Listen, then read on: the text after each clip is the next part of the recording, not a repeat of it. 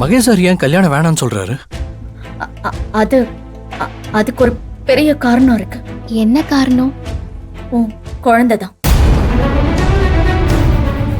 மித்ரா, நான் உண்மையை தான் சொல்றேன் ஆனந்தி.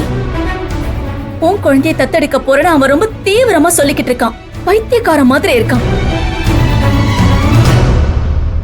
அவன் ரூம் ஃபுல்லா குழந்தைக்கு தேவையான எல்லாத்தையும் வாங்கி குவிச்சுக்கிட்டு இருக்கான். அவன் ரூம் செவரு ஃபுல்லா குழந்தைங்களோட போட்டோஸ் தான் இருக்கு. ஆனந்தி, அவன் உன் குழந்தைய தத்து கேட்டதுக்கு நீ என்ன சொன்ன? நான் முடியாதுன்னே சொன்னேன். எந்த காரணத்துக்காகவும் என் குழந்தைய தத்து கேட்காதேன்னு சொன்ன மித்ரா. என் புள்ள அப்பா அம்மா இல்லாம வசதியா வாழ்றதை விட அப்பா அம்மாவோட சந்தோஷமா வாழ்றதே முக்கியம்னு சொன்னேன். அன்பு, நீ என்ன சொன்ன? நீ இத பத்தி மகேஷ் கிட்ட பேசுனியா? குழந்தைய தர முடியாதுன்னு தானே சொன்ன?